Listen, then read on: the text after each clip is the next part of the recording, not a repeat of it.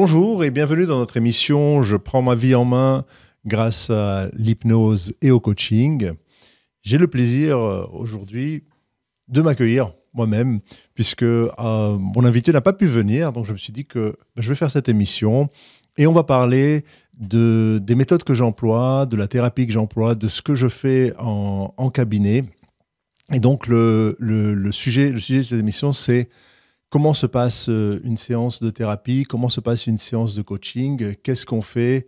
Comment est-ce qu'on évolue? Et comment est-ce qu'on peut arriver à un mieux-être quand on vient pour être accompagné dans un cabinet de thérapie ou de coaching? Alors, juste pour parler un peu de mon parcours, parce que c'est les questions que je pose à mes invités, comment est-ce qu'ils en sont arrivés là? Parce qu'en général, on ne naît pas coach tout de suite ou thérapeute. On le devient au fur et à mesure de sa vie, à moins que ce soit une passion dès le départ. Alors personnellement, comment j'en suis arrivé là? Il y a quelques années, j'ai malheureusement perdu mon père. Et au cours de ce décès, le décès a été assez très dramatique. Et j'ai développé un urticaire sur la peau. Je ne savais pas que c'était à cause de ça. J'ai développé un urticaire qui a duré pratiquement 1 an et je devais prendre des antihistaminiques tous les 3 jours. On ne savait pas pourquoi. Personne n'a su pourquoi. Les médecins disaient que c'était le stress et en général, je ne suis pas très stressé. Donc, je n'avais aucune solution. J'ai écouté une émission à la radio. C'était pas Radio Hong, hein, mais c'était une autre radio. Et qui disait que l'hypnose pouvait réussir à débloquer certains urticaires, problèmes de peau. Donc, je me suis intéressé à l'hypnose et finalement, j'ai pris une formation en hypnose. Et en faisant la formation en hypnose, tout simplement, j'ai acquis toutes les connaissances qu'il fallait. Ça m'a tellement plu que j'y suis resté et j'ai terminé tout le parcours de technicien, praticien, maître praticien. Et puis, je me suis formé encore et encore dans d'autres domaines. Je n'avais toujours pas résolu mon problème. Finalement, j'ai rencontré une autre hypnothérapeute qui m'a fait parler et qui, en me faisant parler dans cette séance d'hypnose, m'a montré, enfin, j'ai parlé et j'ai dit dans mon inconscient qu'en fait, je n'avais pas dit au revoir à mon père. Il était mort d'une façon très, très brutale. Et elle m'a demandé de lui dire au revoir. Et là, je lui ai dit au revoir. Elle m'a demandé de lui dire ce que lui m'aurait dit aussi. Je lui ai dit également. Et au bout de cette séance, c'était fini. Je n'avais plus aucun urticaire, plus rien. Parce que ça brûlait, c'était très bizarre. Et pendant 1 an, j'ai eu ce problème-là. Et là, ça m'a ouvert des portes. Et ça m'a également permis de pouvoir aider d'autres personnes qui ont mal vécu un deuil, sans même le savoir, parce que c'était totalement inconscient. Parce que moi, personnellement, j'étais bien. J'étais bien dans ma peau. Bien sûr, j'étais triste d'avoir perdu mon père. C'est toujours triste, mais je le vivais sereinement. Et en fait, c'était ça l'histoire, parce qu'il était mort d'une façon brutale sans qu'on puisse lui dire au revoir en 10 minutes. D'une chambre à une salle d'attente, il était parti. Et c'était assez choquant. Mais moi, je n'avais pas remarqué ça. Et c'est pour ça que finalement, je me suis rendu compte de la puissance de l'hypnose. Et je suis rentré dedans. En rentrant dedans, au fur et à mesure, mes connaissances, mes amis ont bien sûr vu mon changement. Et puis, ils m'ont dit aussi, mais en fait, j'avais été toujours comme ça. Depuis longtemps, depuis la fac, depuis longtemps, j'avais toujours été dans le conseil, dans l'aide à autrui, sans le savoir. Donc, on arrive à trouver son chemin de vie petit à petit. Et c'est comme ça que je suis rentré dans ce domaine-là de la thérapie et du coaching également.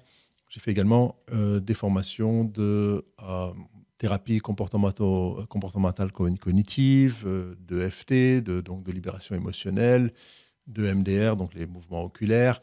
Et puis, ainsi de suite, on se forme toujours et toujours et toujours dans la communication non violente, dans les émotions. Bref, c'est un domaine passionnant. L'humain, c'est un domaine passionnant. Et je suis passionné par ce domaine-là. Alors, comment se passe quand quelqu'un vient me voir, comment se passe une séance? Quelles sont les méthodes que j'utilise et pourquoi? On va développer ça très rapidement. La personne vient et elle va exposer son problème ou son objectif. Ça dépend. Et si elle a un problème, je vais l'écouter dans un premier temps, dans une écoute active, une écoute empathique, avec beaucoup d'attention. Et puis ensuite, je vais également poser des questions par rapport à son problème, poser des questions pour savoir exactement délimiter la situation dans laquelle elle se trouve et ne pas partir dans tous les sens. C'est important de pouvoir comprendre et être focus sur le problème qu'elle a.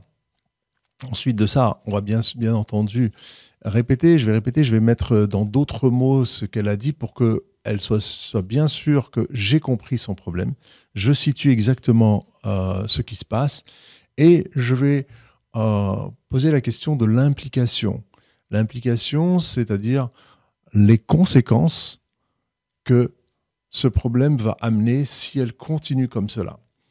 Et lui faire prendre conscience de plus en plus et de plus en plus de toutes les conséquences qu'elle va avoir si ce problème perdure. Et donc, au fur et à mesure, la personne va analyser ces conséquences parce qu'elle va commencer à réfléchir à des choses auxquelles elle n'avait jamais réfléchi avant. Elle sait qu'elle a un problème, elle sait que ça va mal, elle sait que ça risque d'aller mal, mais quelles sont les implications et toutes les implications auxquelles elle peut arriver. Et au fur et à mesure, en prenant conscience, elle se rend compte que, waouh, le problème, il est vraiment là. Et maintenant, j'ai pris conscience de ce problème. Et là, la question va venir de ma part. Et quelle serait la situation idéale? Maintenant, comment on va pouvoir résoudre cette situation? C'est quoi la situation idéale? Et quand on dit c'est quoi la situation idéale, alors tout de suite, elle va se projeter dans une visualisation de la solution de son problème. Qu'est-ce qu'elle aimerait voir à la place de son mal-être? Qu'est-ce qu'elle aimerait voir? Comment est-ce qu'elle aimerait se voir? Et c'est ainsi que on va pouvoir arriver, grâce à cette prise de conscience et à cette projection, cette visualisation sur elle-même, on va pouvoir arriver à déterminer une solution et comment faire pour y arriver, step by step, donc pas à pas, comment pouvoir lui permettre d'arriver à des résultats espérés.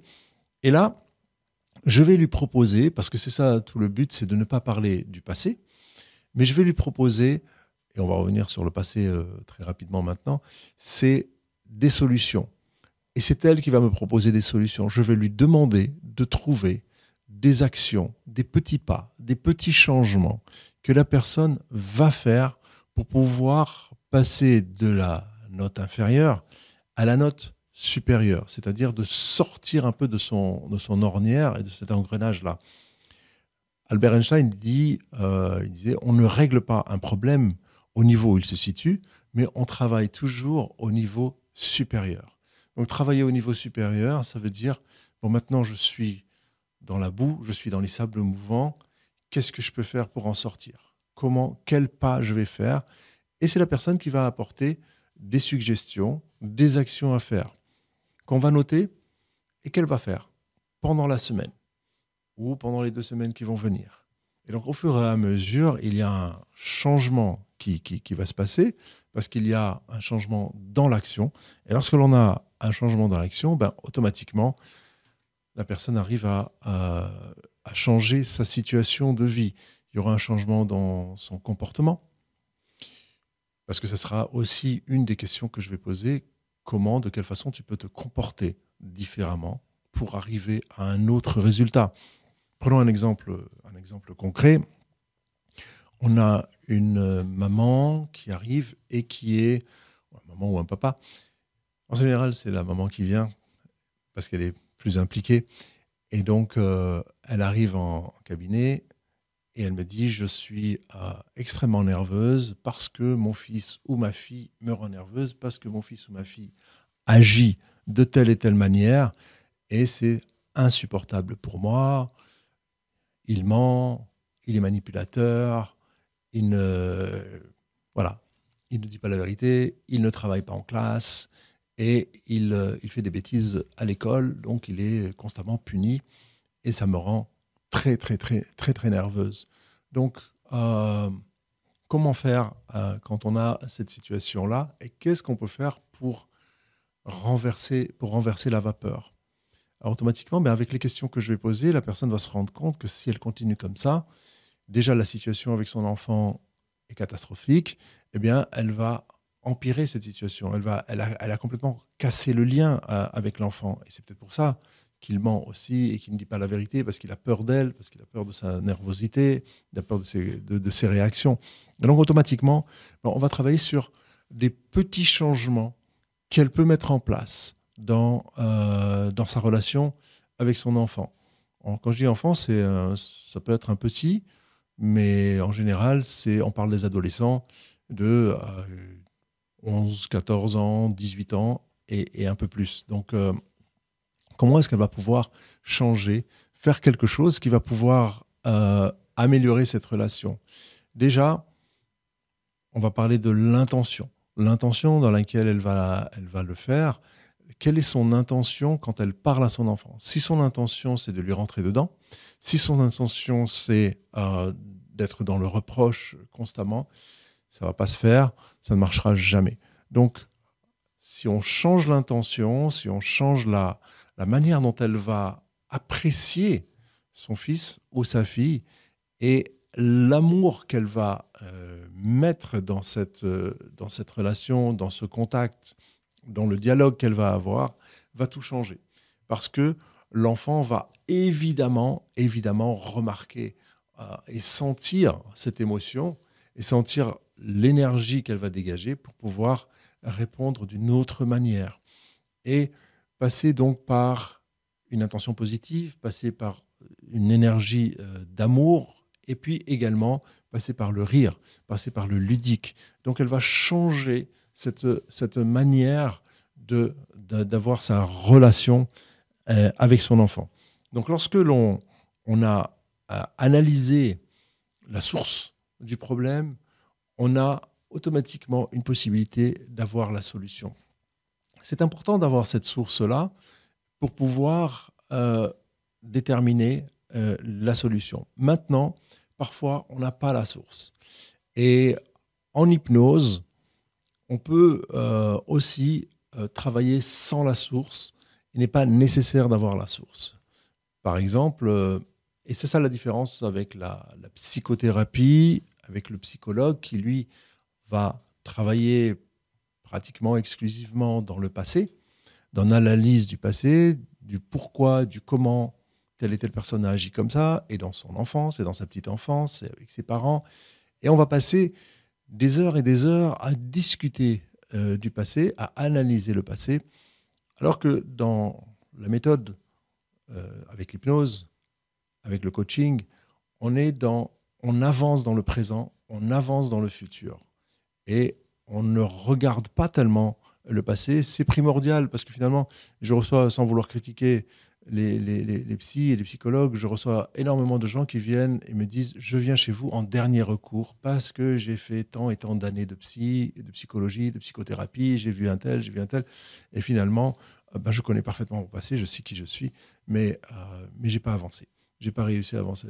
Alors, évidemment, ce n'est pas le cas de tous les psys, heureusement, mais en tout cas, ça, c'est quelque chose qui se répète tout le temps, et les gens qui viennent veulent aller de l'avant. Alors, on ne va pas trop s'apesantir sur le passé pour pouvoir plutôt réfléchir au futur et aux solutions du futur.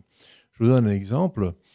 Quelqu'un qui vient parce qu'il a peur de l'eau, par exemple, il a la phobie de l'eau, donc il a 30 ans ou 40 ans, ou même plus. J'ai également des grands-parents qui sont venus et qui maintenant viennent parce qu'ils voudraient bien aller nager avec leurs petits-enfants, mais ils ne peuvent pas.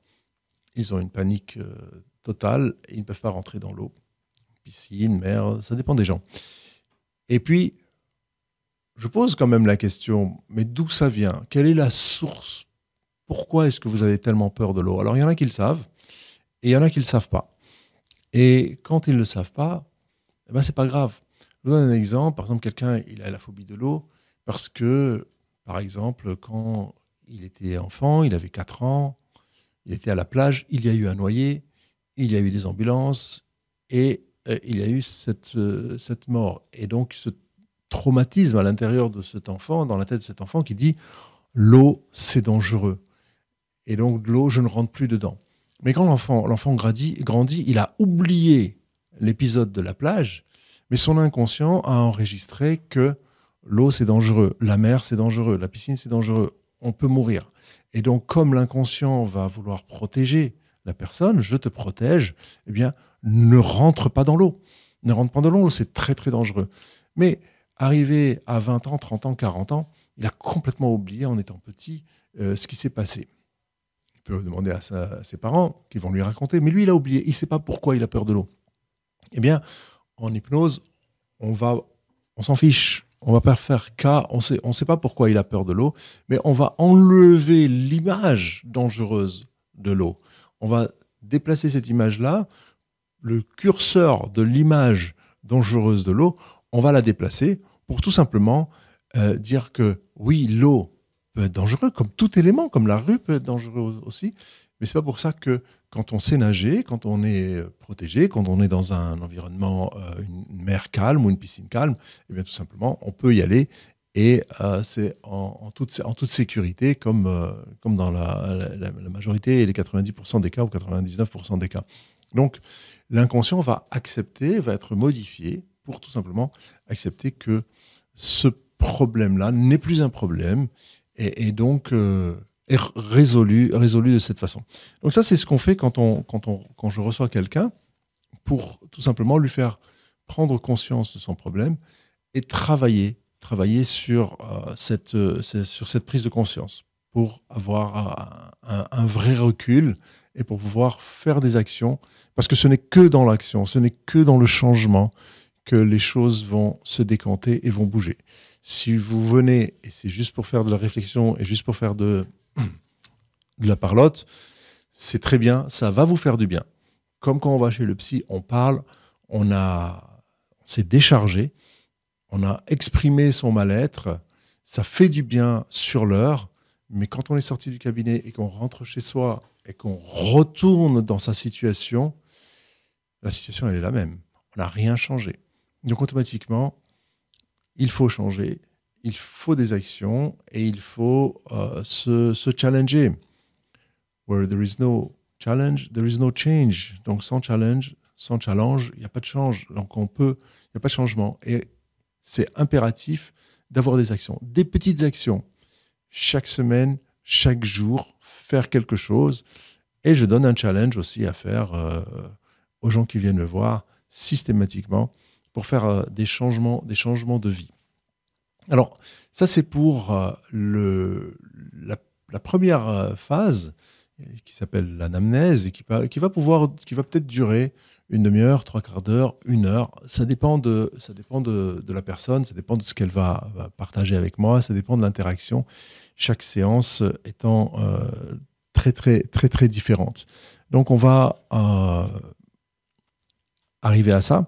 Et puis, je vais parler à la personne de ce qui s'appelle la roue de la vie. La roue de la vie, c'est prendre différents domaines de la vie de l'être humain. On peut déterminer en général 10 domaines. 10 domaines, on a la famille, les amis, le social, l'amour, la santé, la forme, les finances, le travail, prendre soin de soi, les loisirs, le fun, le lieu de vie, l'organisation et son travail. Donc on a 10 domaines.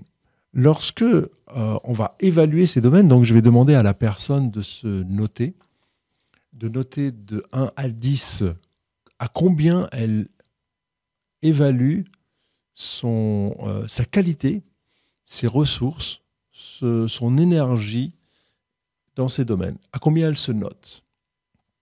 Un peu comme une note qu'on obtiendrait à l'école. Mais c'est elle le professeur, elle est son propre professeur. Et là, Elle va évaluer, par exemple, son travail à 6 sur 10, ou à 4 sur 10, ou à 5 sur 10, ou à 10 sur 10 peut-être. Elle va évaluer sa situation financière, elle va évaluer sa situation sociale, ses amis, son couple, etc. Et comme vous l'avez compris, la roue de la vie, quand chaque domaine, on va lui donner une moyenne de 8 sur 10, eh bien tout tourne, tout roule. Et puis quand dans un domaine, on est à moins que 8, on est à 7, 6, 5, 4, 3 ou 2 ou 0, eh bien la roue est bancale, il manque quelque chose dans cette roue, et automatiquement, eh bien, ça ne va pas tourner, ça ne va pas rouler pour cette personne. Et en général, évidemment, elle vient pour ça, elle est là pour ça, elle sait qu'elle est là pour ça, parce que sa roue de vie est bancale et ne roule pas comme il faut. Seulement, grâce à cet exercice, on aura pointé du doigt et à nouveau pris conscience de l'importance de chaque domaine et de chaque note. Et c'est très important de se noter, donc de s'auto-noter sur tous ces domaines de vie, parce que un mois plus tard, lorsque l'on va s'être vu déjà 4 fois, parce que je vois les gens une fois par semaine en général, eh bien, je vais refaire ce questionnement sur la roue de la vie et on va réévaluer les notes. Et là, la personne va voir, waouh, ben, j'étais à 1 ou 2 ici et maintenant, ben, je suis à 6, 7, 8. J'ai bien évalué, j'ai bien évolué, pardon, et euh, ça roule, et ça roule beaucoup plus pour moi. Donc, c'est très important de pouvoir faire cette évaluation, se noter là-dessus. Et je vous invite à y réfléchir. Vous pouvez faire votre propre roue de vie, vous la découpez comme une pizza, et vous avez les triangles dans chaque morceau, et chaque part de pizza, vous avez les triangles des domaines de vie. Et si vous enlevez un morceau de la pizza, eh bien, la pizza ne tourne plus. Voilà en tout cas pour la première partie de la séance telle que je la pratique en cabinet. Et on va passer à la deuxième partie. Donc on était sur la première partie de la prise en charge de la personne et comment elle va prendre conscience de ce qu'elle doit résoudre. Elle va prendre conscience aussi de l'objectif à atteindre. Et quand on parle d'objectif, alors en coaching, on parle souvent de l'objectif qui doit être SMART. SMART, SMART F, en fait. SMART, c'est quoi? C'est spécifique. Donc, on va vraiment noter, spécifier l'objectif. Il faut que ce soit bien focus sur c'est là que moi je veux aller, c'est ça que je veux résoudre. Plus on va préciser et plus on aura de chances de succès et d'y arriver plus facilement. C'est un peu comme si vous allez au restaurant, dans la vieille époque où on pouvait aller encore au restaurant, mais ça reviendra. Donc, quand vous allez au restaurant, vous ne pouvez pas venir au restaurant et dire « j'ai faim, je veux manger ». Oui, mais qu'est-ce que tu veux manger? Il y a tellement de choses sur le menu, et donc plus vous allez préciser au serveur « je veux ça et ça et ça », et plus ça sera facile pour le chef de préparer en cuisine votre repas. L'objectif, c'est exactement la même chose. C'est être smart, c'est spécifier. Le A, c'est atteignable. Atteignable, ça veut dire que c'est je vais me donner les moyens de l'atteindre. Si mon objectif, c'est, par exemple, de passer de 3 000 € par mois à 7 000 € par mois, si mon objectif, c'est de pouvoir avoir une meilleure relation avec mon patron ou avec mes employés ou avec ma femme, ou mieux gérer ma séparation, mon deuil, mon divorce, etc. Comment est-ce que c'est atteignable? Quels sont les moyens que je vais me donner pour y arriver?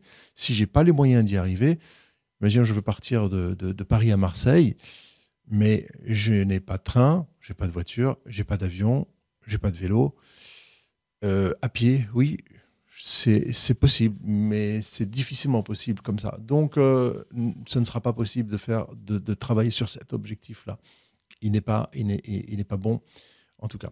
Donc, on est au SMART. Là, j'ai sauté le M. Le M, c'est mesurable. Donc, on va pouvoir mesurer l'objectif, exactement mettre les limites, comment on va y arriver. Atteignable, c'est est-ce que, on l'a parlé. Et puis, le R, c'est réaliste. Réaliste, ça veut dire que est-ce que vraiment c'est réalisable cet objectif, ou bien c'est un objectif Lune ou Mars, encore qu'aujourd'hui on est arrivé sur Mars, mais un objectif Mars, c'est un objectif impossible. Donc si je me mets une limite trop grande, je ne vais pas y arriver, et donc ce n'est pas réaliste, et ça ne sera pas un bon objectif. L'autre point, l'avant-dernier point, c'est le temps, c'est le T. Il faut mettre une date.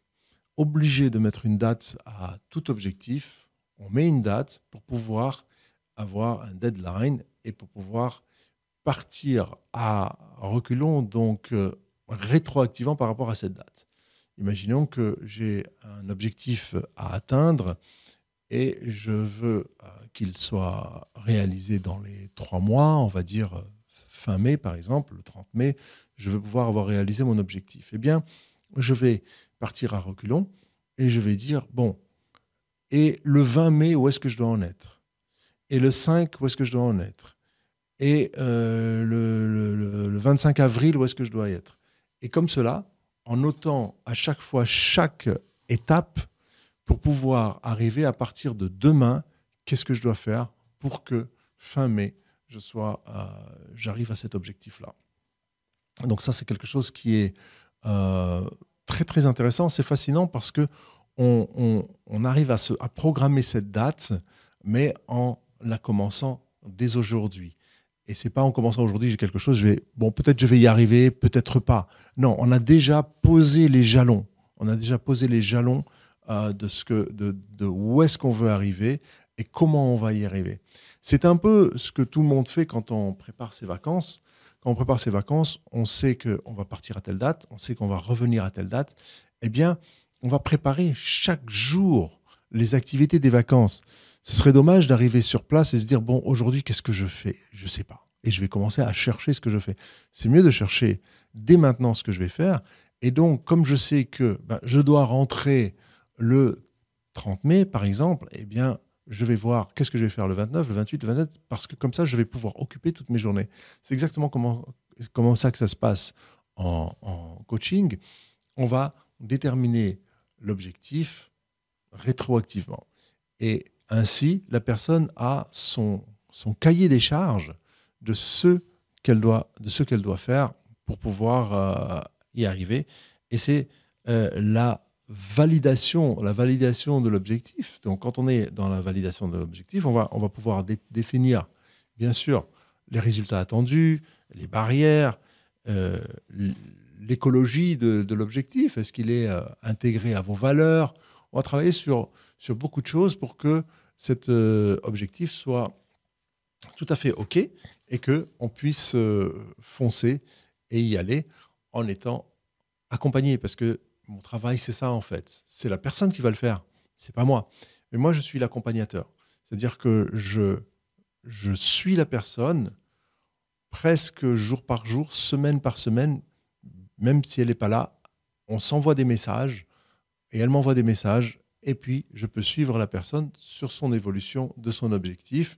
Et donc, je reçois beaucoup de messages WhatsApp des clients qui me mettent une validation de leur objectif ou de ce qu'ils devaient faire, de leur challenge chaque jour ou chaque semaine. Mais c'est intéressant parce que ça permet de suivre et d'être accompagné. C'est pas juste je vous vois pendant 1 heure et puis je vous lâche dans la nature. Non, c'est un accompagnement qui est là et qui fait qu'on est toujours suivi. Et psychologiquement, c'est aussi important d'avoir ce suivi-là pour ne pas qu'on soit tout seul. On est vraiment partenaire. Je travaille main dans la main, en partenariat avec la personne.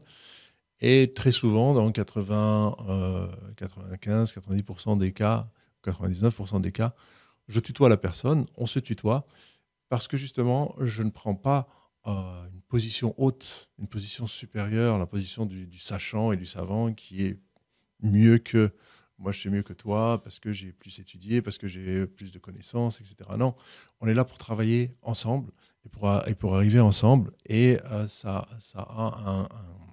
fait un grand changement, parce que ça met tout de suite à l'aise la personne, et elle se sent à l'aise pour parler, elle se sent en confiance, parce que le rapport de confiance est établi. J'offre toujours une tasse de café ou un thé ou de l'eau pendant la séance. C'est très important que ce soit un moment convivial, que ce soit un espace-temps et également un espace de vie agréable pour pouvoir justement permettre à la personne de se sentir à l'aise et de ressortir avec un mieux-être. Alors, lorsque l'on a fait ça, on a établi cet objectif, on va parler après ou un peu avant ou dans le même temps, mais on va aussi parler de ce que j'appelle moi la gestion de mon mec. Je gère mon mec, que vous soyez une femme ou un homme, je gère mon mec. C'est quoi mon mec? Mon mec, c'est mon mental, mes émotions et mon corps. MEC, mental, émotion et corps. Pourquoi? Parce que le mental, c'est ce qui va générer vos pensées et ce qui va générer vos émotions. Et si vous êtes avec des pensées négatives, votre mental vous envoie des pensées négatives, automatiquement, vous allez fabriquer, votre organisme va fabriquer des émotions très désagréables. Les émotions, c'est de la chimie que votre corps fabrique avec les hormones. Et ces hormones de stress vont causer un mal-être et un malaise dans le corps, donc qui va causer encore plus d'anxiété, encore plus de mal-être.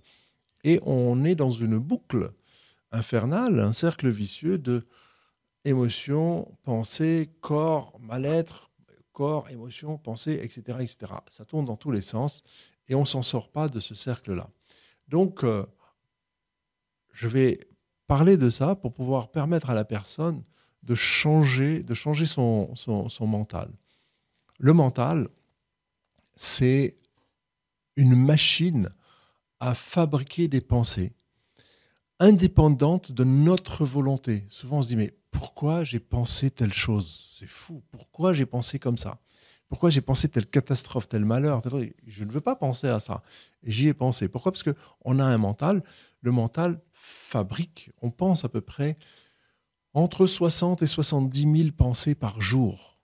Donc c'est énorme. Toutes les secondes, il y a des centaines de pensées qui arrivent et on est à 70 000 pensées par jour.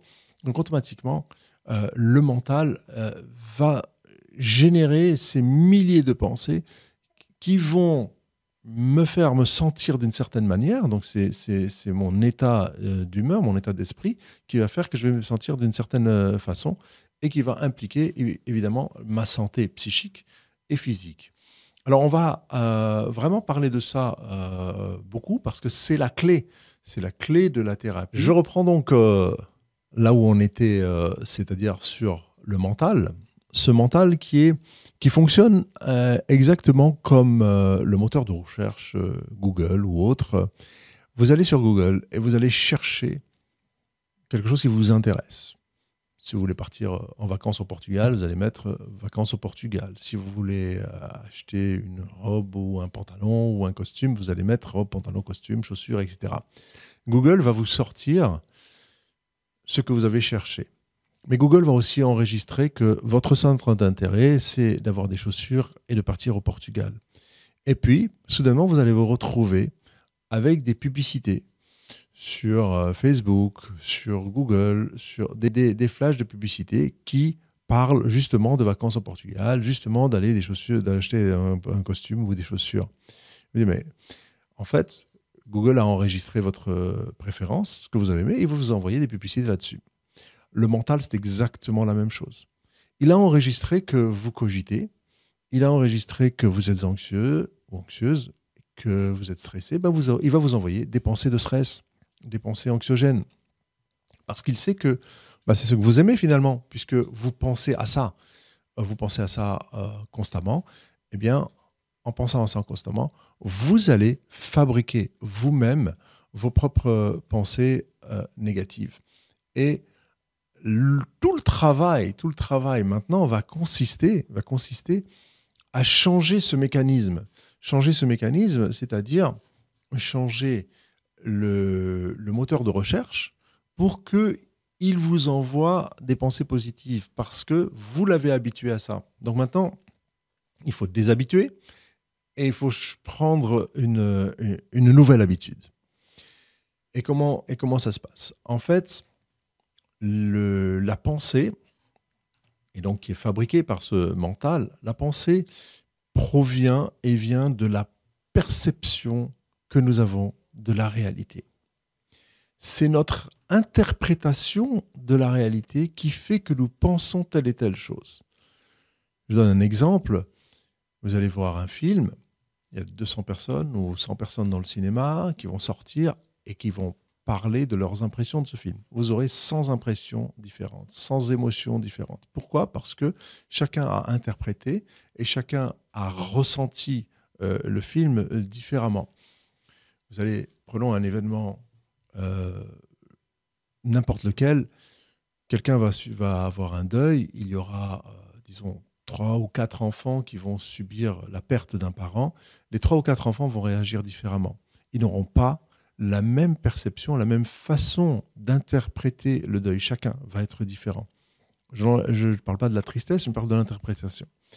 Et donc, lorsque on a un événement en face de soi, lorsque l'on est confronté à quelque chose qui arrive, on se dit, ça, c'est la réalité. Cette personne-là, elle m'a harcelé, cette personne-là, elle m'a insulté, j'ai tel et tel empêchement, tel et tel accident, c'est la réalité. En fait, c'est aussi votre interprétation de la réalité. Et c'est pas tout à fait comme ça. Parce que vous pourriez très bien filtrer l'événement d'une autre manière. Parce que la réalité, la vraie réalité, on ne la connaît pas. Elle est invisible à nous. Et maintenant, c'est toute une question de perception et d'interprétation. Par exemple, vous avez, dans notre réalité de vie, vous avez des sons, des images, des odeurs. C'est comme ça que l'on perçoit la vie et notre environnement. Si on va faire rentrer un chien dans la pièce dans laquelle on est, ce chien va renifler des odeurs que nous ne sentons pas. Mais ça fait partie de la réalité. C'est vrai, il y a des odeurs qu'on ne sent pas et que le chien va renifler. Si on va avoir un appareil pour mesurer les ondes qui se promènent tout autour de nous, les ondes radio, puisqu'on est à la radio, les ondes Wi-Fi, les ondes GSM, les ondes satellites, elles sont là. C'est une réalité. On ne les voit pas. Donc, de même qu'il y a cette réalité invisible autour de nous, il y a aussi l'interprétation de ce que l'on a vu comme étant une réalité.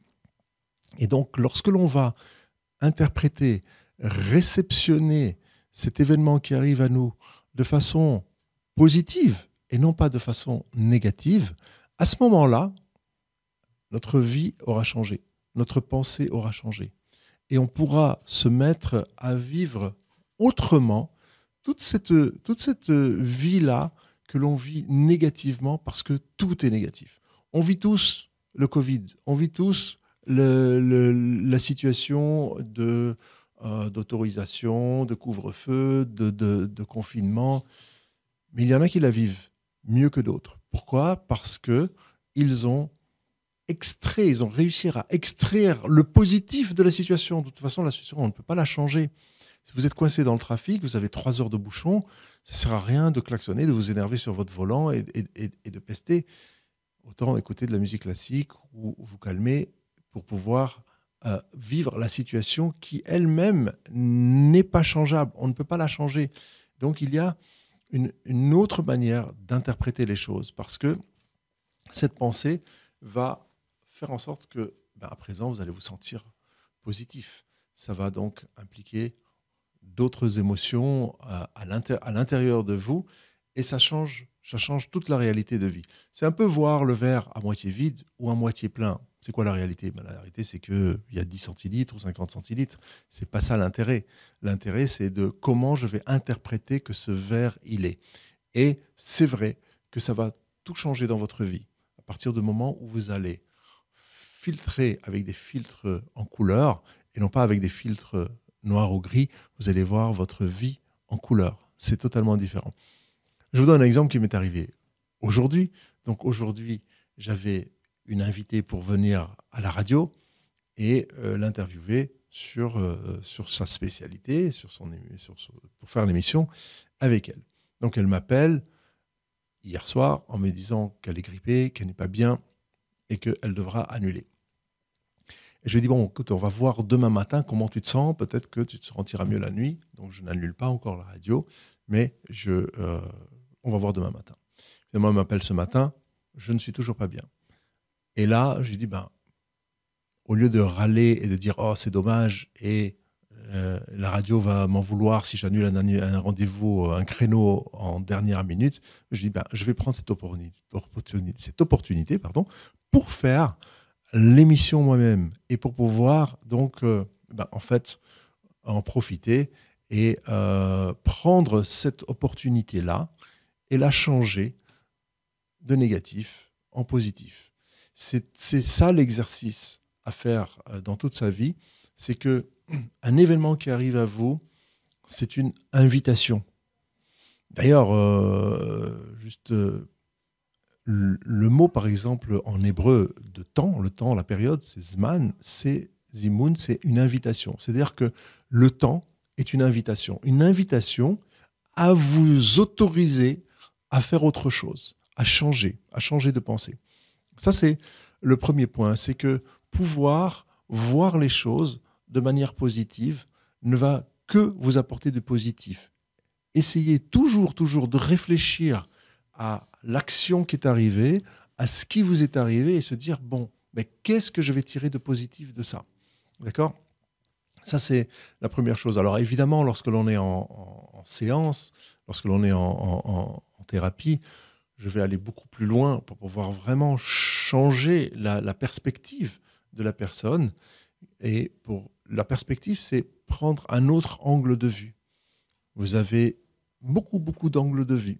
Donc vous avez de face, vous avez aussi les quatre côtés, et vous avez en haut, et vous avez en bas, et vous avez partout une différente façon, en 3D, en 2D ou en 4D, de voir les choses différemment, de manière peut-être plus spirituelle, ou plus positif, ou émotionnellement plus positif. Il y a des tas de façons de changer sa façon d'interpréter les choses. Parce qu'il faut aussi comprendre que il faut la même énergie pour broyer du noir que broyer du rose. Et c'est important de pouvoir utiliser son énergie à changer cette perception négative en perception positive. Un autre aspect de la pensée, alors juste pour rester encore quand même sur cette idée-là, c'est que lorsque l'on va penser à quelque chose de négatif, on va automatiquement causer du stress, on va se causer du stress et on va générer l'hormone de stress qui est le cortisol.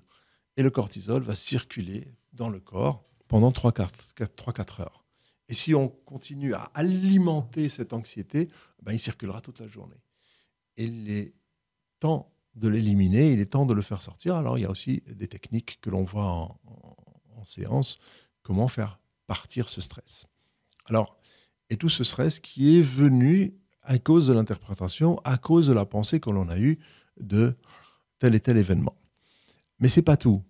Parce qu'il y a aussi dans la pensée un autre aspect, un aspect assez métaphysique, un aspect de physique quantique, qui s'appelle la loi d'attraction.